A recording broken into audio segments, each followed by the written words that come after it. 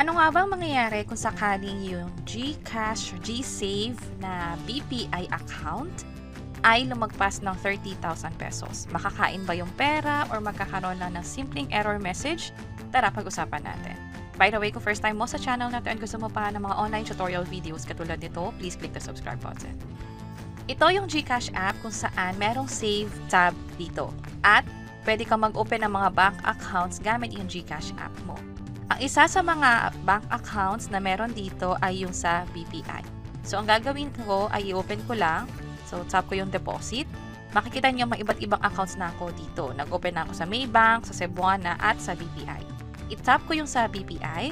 Dito sa BPI Save Up, nakakapag-free transfer ako from GCash to BPI. Walang charge, walang fees para dyan dahil nga meron akong BPI My Save Up. Ang catch lang is meron kasi itong limit na 30,000 pesos. So, doon dapat ako mag-ingat.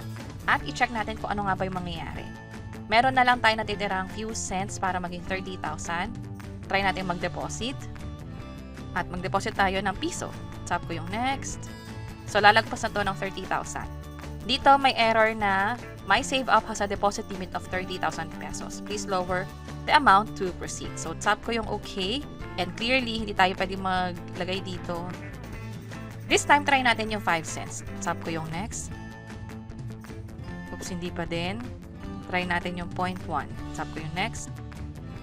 At dito, makakapag-proceed kasi hindi pa siya lumalagpas ng 30,000. Tap ko yung pay. So, na-process siya. So, kahit less than 1 peso pwede mag-transfer at mag-update na yung account ko. 29,999.96 yung balanse, pero pag nag-transfer nga tayo ng lalagpas sa 30,000 pesos, mapapiso man yan or 100 pesos, hindi naman kakainin yung pera. Instead, hindi lang talaga siya mag-proceed, magkakaroon ng error message na katulad nito. Ngayon, paano kung ibang bangko pala yung mag-transfer papuntang BPI My Save Up na account? Halimbawa, meron ibang tao na gusto mag-transfer sa GCash na yon, hindi naman niya alam kung magkano yung balanse, hindi naman niya alam yung limit. So, try natin kung magkaka-error. Tap ko yung next. And transfer tayo. Tap ko yung confirm. Maribank app pala yung ginagamit ko for this transaction. Sa Maribank kasi, libre yung pag-transfer. Mapapansin nyo, free siya.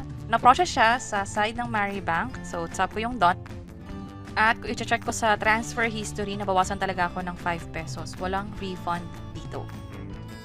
This time, balik tayo sa GCash. Punta tayo sa GSave. And then, sa BPI. Tingnan natin kung nag-update yung balanse. So, hindi siya nadagdagan. Ang gagawin ko, mag-withdraw ako dito ng 100 pesos para magka-room for additional transfers na pwede pang pumasok. Tap ko yung next. Withdraw natin. Tap ko yung confirm. So, nakumpleto yung pag-withdraw. Punta tayo sa BPI ulit.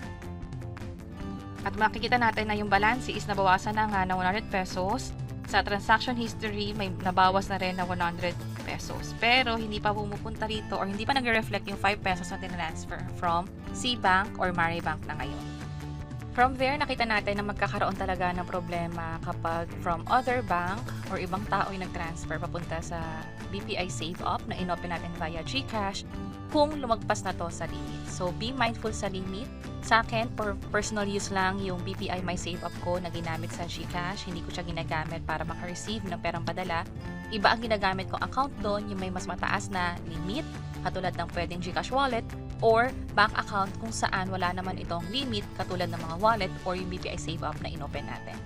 And that's it. Sana nakatulong tong video na to. Kung oo, pakiclick ang like button at para sa iba't ibang mga tutorial videos, pwede nyo i-check itong nasa baba. Sana makatulong. See you sa next videos.